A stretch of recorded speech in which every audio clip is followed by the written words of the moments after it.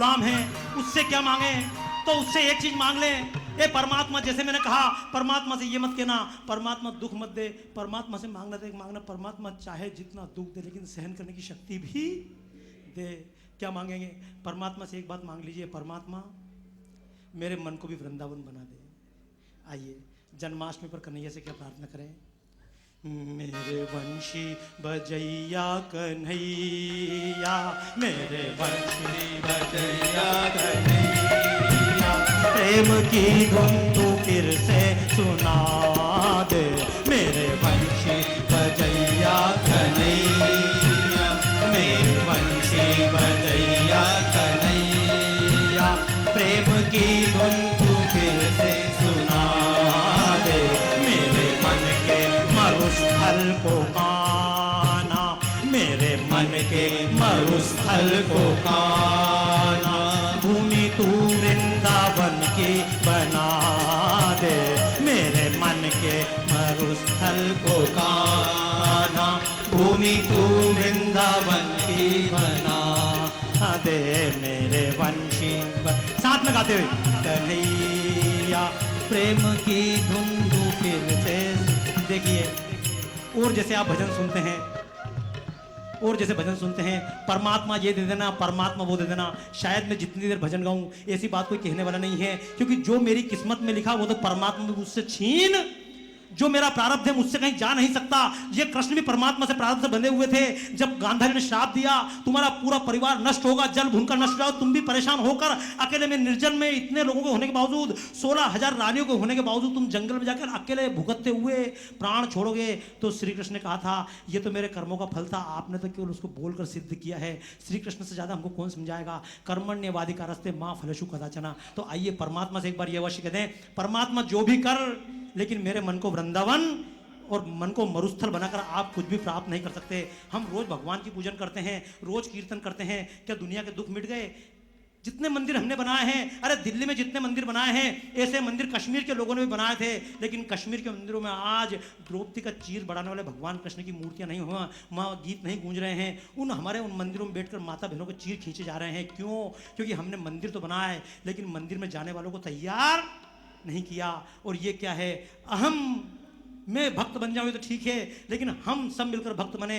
और हम सब कौन? दिल्ली वाले भी अगर भक्त बने, इस पूर्व क्षेत्र के लोग अगर भक्त बने, तो पश्चिमी दिल्ली के भी भक्त बनना ही चाहिए। और अगर पूरी दिल्ली के लोग भक्त बन जाएं कृष्ण के, तो पूरे भारत के भी भक्त बनना ही चाहिए। और पूरे भारत के भी भक्त न बने, पूरी दुनिया के लोग भी भगवान के भक्त बने, तो उसके लिए जरूरी है पहले अपने मन से जो कांटे हैं उनको उखाड़ कर फेंके। हमारा मन जो मरुस्थल है, जिस दिन हमारा मन हरियाला हो गया, दुनिया पूरी हरी हरी नजर। मेरे मन के मरुस्थल को काना, मेरे काना, भूमि तू वृंदावन की बना दे। मेरे मन के मरुस्थल को काना, भूमि तू वृंदावन की बना दे। कन्हैया कन्हैया, प्रेम की धुन तो फिर से सुना दे। तूने द्वापर में जिसको भगाया, तूने द्वापर में जिसको भगाया, तूने द्वापर में जिसको भगाया, तूने द्वापर में जिसको भगाया, कालिया फिर से वो लौट आया, कालिया फिर से वो लौट आया। केवल गीत मत सुनिएगा, केवल भागवत कथा श्रवण मत कीजिएगा। कालिया था, कालिया ने क्या किया था? यमुना को जहरीली कर दिया था कालिया ने। और कालिया क्या होता है? उस समय कालिया ने कर दिया था यमुना को जहरीली। गाय आती थी, पानी पीती थी, मर जाया करती थी। ग्वाल बाल आते थे, यमुना किनारे खड़े होते थे, जहरीली लिपटे झेर लेती थी, पूरा पानी जहरीला हो चुका था। क्यों? कालिया के कारण। भगवान श्री कृष्ण ने क्या किया था? श्री कृष्ण ने कालिया से कहा था, कालिया ये यमुना छोड़कर चले जाओ। और कृष्ण ने उसके फन पर नृत्य किया था और कालिया यमुना छोड़कर चला गया था। अर्थ क्या है इस कथा का? यही अर्थ है। आप गीत तो गाते आए, इस यमुना में कितनी कथाएं होती है, यहाँ से वहां तक दिल्ली में बैठकर यमुना किनारे। लेकिन मैं आपसे पूछता हूँ, क्या हमारे बच्चे और हम दिल्ली में यमुना में स्नान कर सकते हैं? यमुना के गीत गाए जा सकते हैं, यमुना महारानी कहकर रोज आरती की जा सकती है, मंचों पर आरतियां हो सकती हैं। ये बड़े बड़े संत जो यहाँ आकर आरतियां करते हैं, इनसे कहो चलो यमुना की आरती मत करो, यमुना में चलकर स्नान करो। नहीं होंगे हम तैयार, नकली भक्ति है हमारी। क्या करेंगे कृष्ण की भक्ति, बिना कृष्ण बने काम नहीं होगा। तब भी कालिया ने यमुना को प्रदूषित कर दिया था, आज भी यमुना प्रदूषित है, आज भी कालिया है। पहले किसी नाग के रूप में था, आज फैक्ट्रियों से निकले हुए गंदे पानी के रूप में है, आज हमारे कचरे के रूप में है। दोस्तों क्या करें, एक बार संकल्प ले, इस यमुना को कम से कम शुद्ध करेंगे। कहां से प्रारंभ करें, स्वयं से प्रारंभ करें। आज से मैं यमुना को गंदा नहीं होने दूंगा, कम से कम मैं तो गंदा नहीं होने दूं, कम से कम मैं उन लोगों को वोट नहीं दूं जो यमुना को गंदी कर रहे हैं, कम से कम मैं उन लोगों की जय जयकार नहीं करूं जो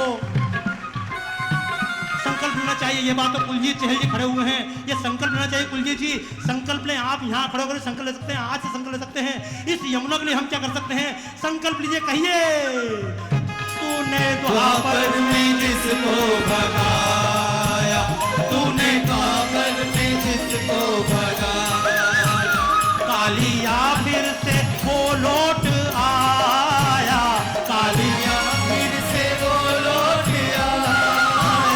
देखे शक्ति हमें इसके फन पे, देखे शक्ति हमें इसके फन पे, नाचना ओ नचैया दिखा, देखे शक्ति हमें इसके फन पे, नाचना ओ नचैया सिखा दे, मेरे बंसी बजैया कन्हैया, प्रेम की धुन तो फिर से सुना दे।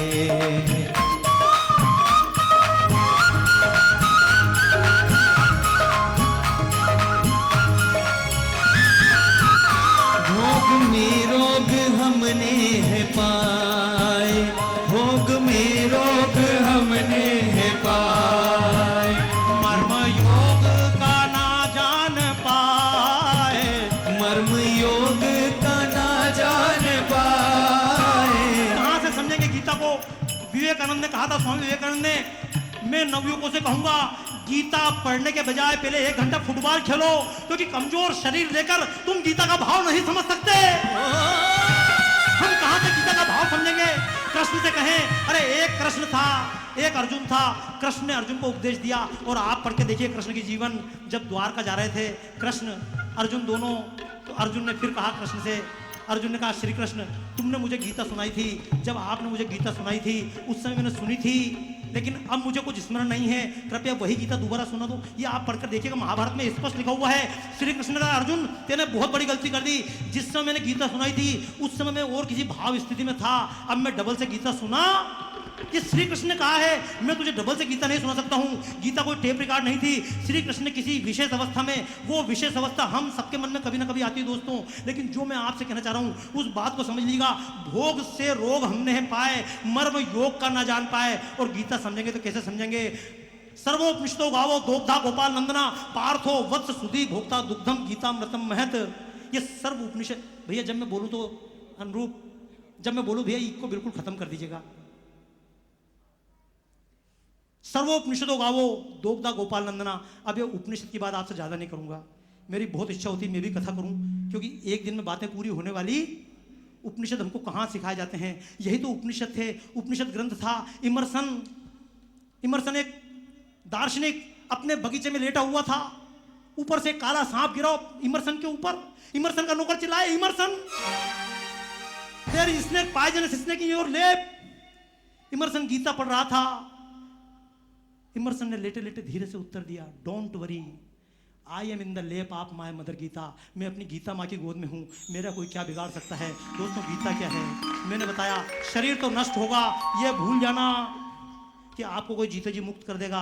चले जाना कथा सुनने, जितनी भागवत सुनने चले जाओ, और भागवत सुनते समय मालूम पड़ जाए सारे लोग बिल्कुल श्रद्धा से भागवत सुनने पहुंच गए, और उसी दिन अगर शाम को घोषणा हो जाए परमात्मा ने रथ भेज दी है ऊपर से विमान, और आप सबको यहीं से मुक्त करके ले जा रहे हैं, कितने लोग जाने को तैयार हो जाओगे।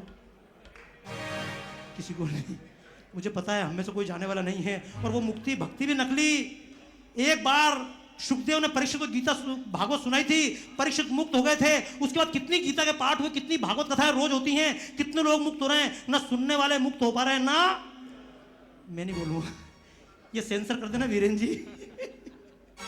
लेकिन दोस्तों, जो कठोर बात मैं आपसे बोलना चाह रहा हूँ, उपनिषद को समझना है। दुनिया में क्या है, एकमात्र ग्रंथ है उपनिषद, वेदों का वेदांत भाग, कि जिसके लिए पूरी दुनिया के लोग शीश झुकाकर भारत की तरफ घूमते हैं, झुकते हैं। ये रशिया और किसी से नहीं घबराया। रशिया ने भारत की और किसी पुस्तक पर प्रतिबंध नहीं लगाया। रशिया ने अगर प्रतिबंध लगाया तो उसने केवल प्रतिबंध लगाया हमारी गीता के ऊपर। क्यों? क्योंकि हम अंग्रेजों को देखकर गोरा होना चाह रहे हैं, और जहां जहां प्रभुपाद पहुंच गए चिल्लाते हुए हरे रामा हरे कृष्णा, वहां के तमाम गोरे लोग ऊंचे हाथ करके हरे रामा हरे, आप भी हाथ ऊंचे कर लो यार, रामा हरे हरे हरे रामा हरे रामा राम राम हरे हरे हरे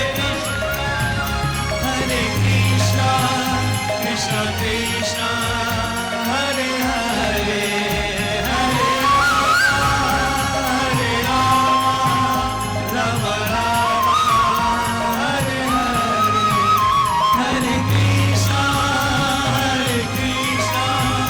कृष्णा कृष्णा हरे हरे हरे राम राम राम हरे हरे। लेकिन यही समझना दोस्तों, बहुत अच्छा माहौल आपने दिया। याद रखना, एक तरफ से बात नहीं होती, बात चलती दोनों तरफ से पूरी होती है। सिखाने वाला सिखाए और सीखने वाला ना हो तो कोई फायदा होने वाला।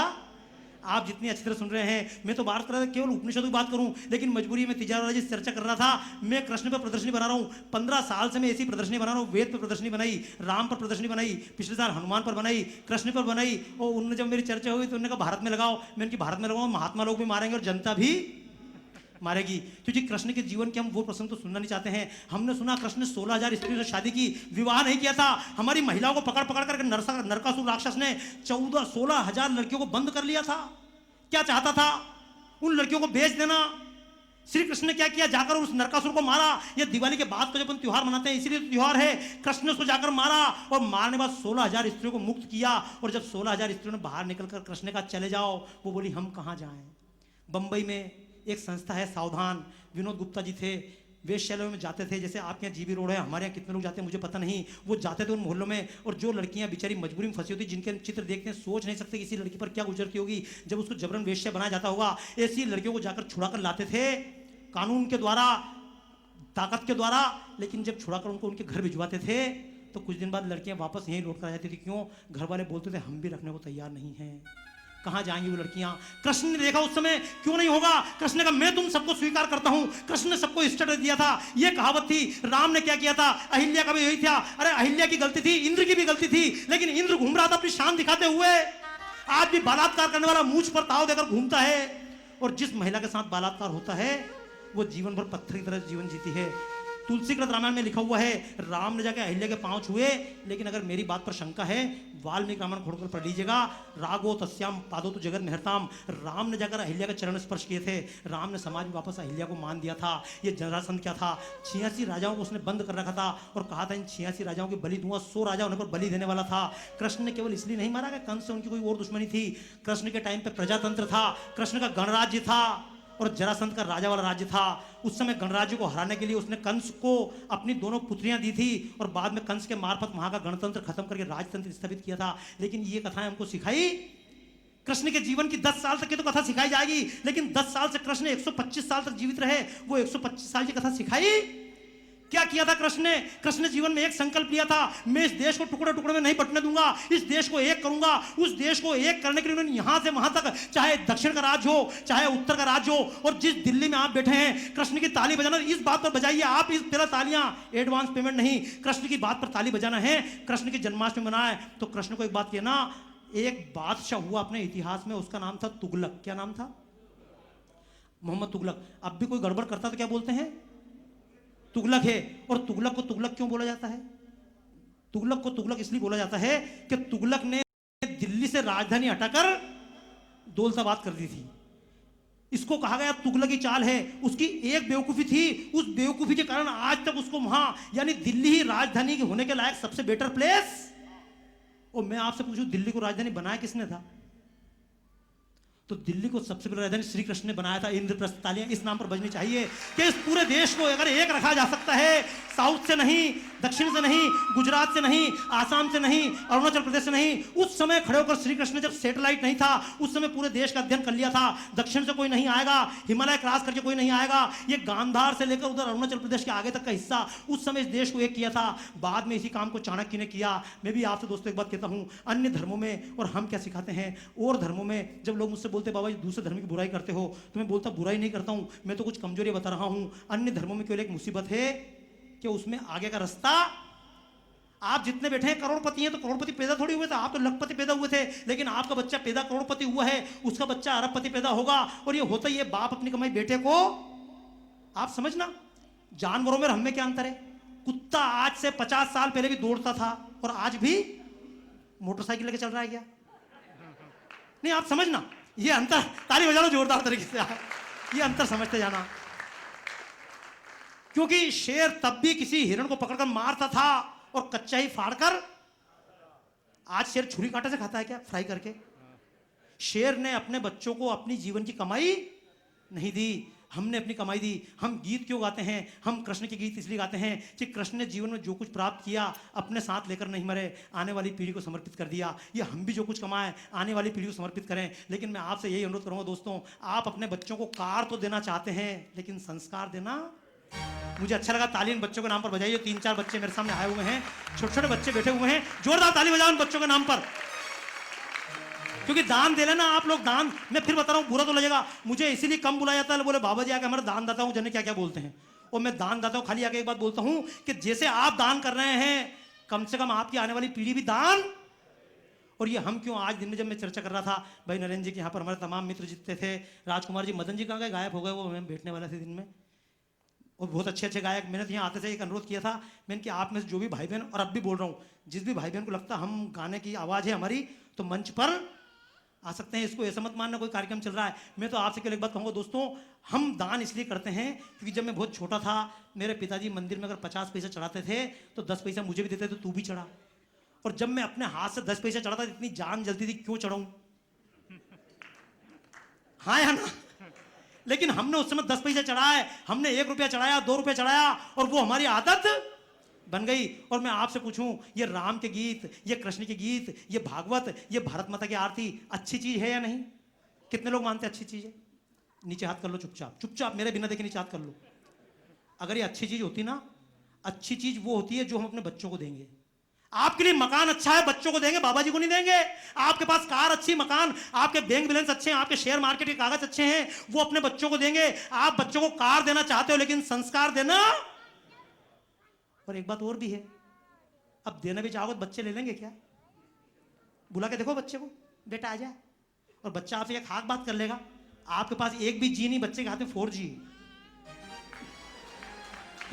समझना दोस्तों, ये जी में आगे बढ़ते जाएं, जनरेशन में आगे बढ़ते जाएं। अगर और कुछ ना करें, ये बच्चे अगर 2 साल से बड़े हो गए, फिर आपकी बात को सुनने वाले, और आप ये मत समझना बच्चे सुन के क्या सुनेंगे, बच्चे कुछ नहीं सुनेंगे। बच्चे यहाँ आकर बैठेंगे और उनके दिमाग में बात चली जाएगी। आज मुझे अपने पूज्य पिता याद आ रहे हैं कि जब वो बचपन में शिव तांडव स्तोत्र पढ़ते थे, मुझे बिठाते थे, उस समय तो मैं उच्चारण भी नहीं कर पाता था। लेकिन जब बचपन में तांडव स्तोत्र सुनता था, जब बड़ा हुआ तो मुझे नहीं मालूम था शिव तांडव स्तोत्र क्या है। लेकिन जब पढ़ा तो वो संस्कृत और श्लोक भी अपने आप में बोलने लगा। मैं क्यों बोलने लगा? क्योंकि मैं बचपन में सुन, ये अभिमन्यु कथा झूठी नहीं है। या आप संस्कार जिनको बोलते हैं, हमारे जीवन में 16 संस्कार होते हैं, और 16 संस्कार में बात के तो केवल 3 संस्कार हैं। कितने? 3 कौन से? एक तो विवाह संस्कार, एक वानप्रस्थ संस्कार, और एक अंतिम संस्कार। 16 में से 3 संस्कार जवानी के बाद के हैं, और बाकी 13 संस्कार पूरे बच्चे के पैदा होने के पहले से। बच्चा पेट में है और आप क्या सुन रहे हैं, बच्चा पेट में और आप क्या फिल्म देख रहे हैं, बच्चा आपके पेट में और घर पे क्या माहौल चल रहा है, ये भी बच्चा सुन रहा है। वो अगर आप सुनते रहे तो हो सकता दोस्तों, बचपन में हमने जो बिना देखे, मैं लादेन की गलती नहीं मानता, मैं ओसामा की गलती नहीं मानता, मैं किसी भी गुंडे की दाऊद की गलती नहीं मानता। इनकी क्या गलती है? इनको पैदा होते से जिहाद जिहाद सुनने को मिला। ये तो साधारण से कंप्यूटर है दोस्तों। इस आपके मोबाइल के अंदर आप कौन सी फिल्म देखें, आप धार्मिक फिल्म देखें या ब्लू फिल्म देखें, इसमें मोबाइल की गलती नहीं है। उनके अंदर फीड ही वो किया गया है। मैं तो दोस्तों एक बात बोलता हूं, जन्माष्टमी आप जब मनाएं तो जन्माष्टमी में मंदिर के भगवान को दूध असली मिले या ना मिले, लेकिन एक संकल्प करना, मेरे घर में जो बच्चे हैं उनको असली गाय का दूध मिलेगा। और दोस्तों, हम जितने मंदिरों में जाते हैं, मंदिरों में भजनों की कैसेट बजेगी, और हमारा घर मंदिर के पत्थर के करने जाओ, कागज के करने जाओ, पीतल के करने जाओ, सुनाने के लिए भगवान के भजन, उसके लिए राम की कहानी, और हमारी गोदी के कन्हैया के लिए उसके लिए शीला की जवानी, उसके लिए मुन्नी की बदनामी। कहां से कृष्ण पैदा होंगे दोस्तों? आज से संकल्प लीजिएगा, मंदिर के पत्थर की मूर्ति को सुनने के लिए भजन मिले या ना मिले, लेकिन मेरे घर के बच्चों को, इन कल के राम को, इन कल के कृष्ण को, इन कल की सीताओं को, इनको अवश्य सच्चे संस्कार मिलेंगे। दोस्तों, बातें बहुत लंबी ना हो जाएं, मैं जो आपके सामने गीत गा रहा था, परमात्मा से प्रार्थना कीजिएगा, फिर बाद में थोड़ा सा कार्यक्रम सत्संग समिति का रहेगा। मैं अपनी बात फिर थोड़े समय में आपसे रखने का प्रयास करूंगा, क्योंकि आखिर समय ही कम पड़ता है। मैं जितनी बार दिल्ली में कार्यक्रम किए, मेरी हमेशा एक ही बात रहती है कि दिल्ली में समय मिलता ही, तो फिर कई बार लोग बोलते बाबा जी 7 दिन का कार्यक्रम कर लो, इनकी सुनने को ना आगा, अगले दिन काले झंडे लेके और पहुंच जाएंगे। बोले यही बोल रहा था हमारे बारे में कि भगवान की अगर मुक्ति लेने आ गए तो कोई मुक्त होने वाला नहीं है। लेकिन फिर भी दोस्तों, टुकड़े टुकड़े में जितनी बातें हो सकें वो हम करते रहेंगे। परमात्मा से ये मत बोलना परमात्मा फिर से गीता सुनाओ, क्योंकि कृष्ण ने खुद ने कह दिया था अब मैं गीता सुनाने वाला, तो परमात्मा से क्या मांगे?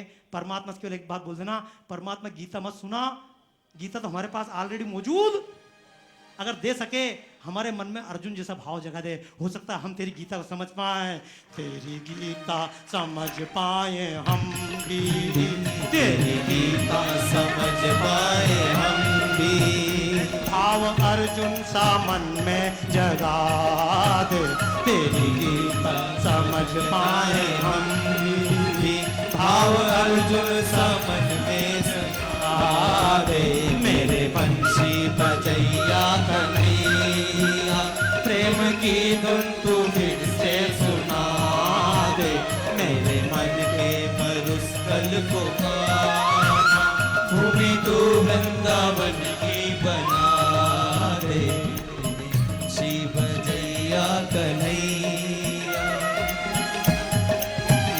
रण की भूमि बना मन ये मेरा, रण की भूमि बना मन ये मेरा, स्वार्थ के रिश्तों ने आके घेरा, स्वार्थ के रिश्तों ने आके घेरा, रण की भूमि बना मन ये मेरा, रण की भूमि बना मन ये मेरा,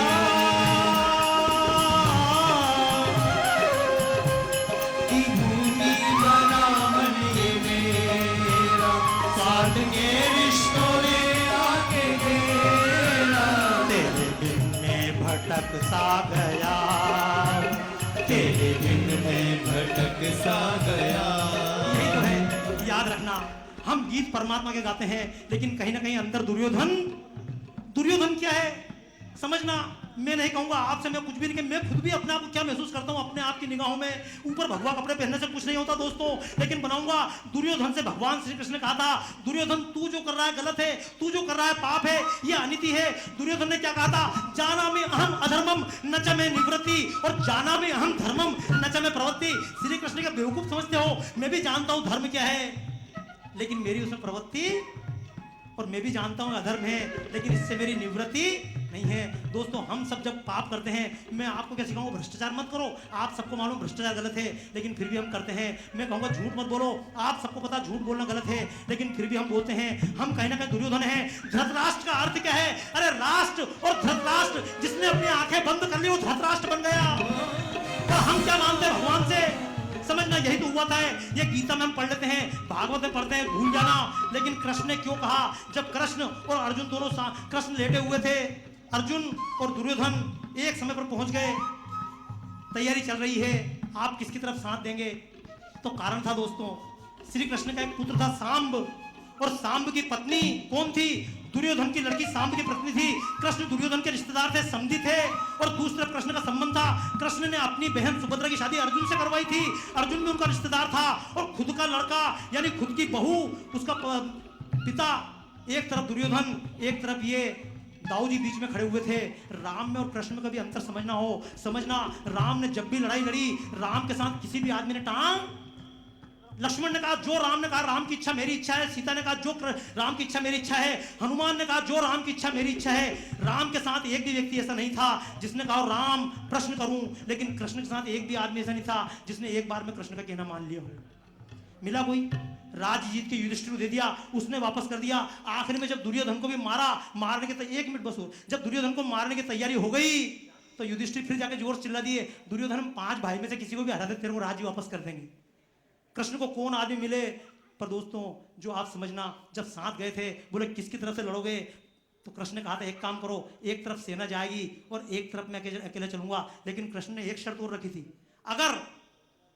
अगर बलराम भैया, क्योंकि बलराम का शिष्य था दुर्योधन, उनने कहा देखो मैं अकेला अपनी तरफ लड़ूंगा, सेना तुम ले जाओ, लेकिन याद रखना अगर बलराम जी उधर से लड़ेंगे तो मैं भी इधर से हथियार, ये आप पढ़िएगा। लेकिन ये हमको आगे का पढ़ाया नहीं जाता। फिर कभी आपसे चर्चा करूंगा, मेरी तो इच्छा रहेगी अगली बार कभी आऊं तो केवल गीता पे, कभी भागवत पर, कभी उपनिषद पर, क्योंकि वेदों पर प्रदर्शनी हम बात तो करते हैं, वेदों की जय तो बोलते हैं, लेकिन वेदों के अंदर क्या हमको पता, सबसे बड़े ग्रंथ वही हैं। महाभारत के अंदर भी वेद की वंदना, श्रुति की वंदना, गीता के अंदर वंदना है, भागवत के अंदर वंदना है। सबसे महान ग्रंथ हमारे 4 हैं, लेकिन उन चारों के अंदर क्या लिखा हमको पता, कभी उनके बारे में दोस्तों पता होना चाहिए। और कभी कठिन लगे, मैं जानता हूं ये कठिन सब्जेक्ट, मैंने तो कई बार एक बार प्रोग्राम किया था, उन्होंने कहा वेद पे बोलो, बोले कैसे बोलोगे, तो मैंने एक ही शर्त रखी थी, अगर मान लो आप में से एक भी आदमी उठ गया तो मैं अपना प्रवचन बंद।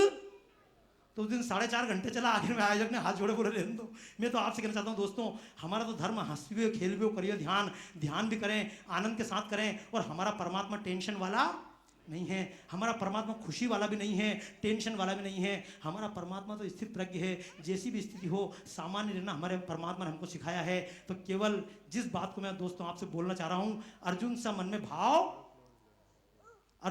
भाव आप एक बार परमात्मा से बात करके कि परमात्मा और कुछ दे मत दे, लेकिन अर्जुन जैसा भाव दे दे। केवल इस लाइन को गाते हुए मेरे साथ में, ये पूरी दुनिया रण क्षेत्र कहां है, बाहर युद्ध हो या ना हो, लेकिन हमारे मन के अंदर कुरुक्षेत्र जरूर। रण की भूमि बना मन ये मेरा, रण की भूमि बना मेरा, स्वार्थ के रिश्तों में आके घेरा, स्वार्थ के रिश्तों ने आके घेरा। तेरे बिन में भटक सा गया हूँ, तेरे बिन में, अर्जुन की तरह कह दीजिए मुझे क्यों तुम चाहिए, तेरे बिन में भटक सा गया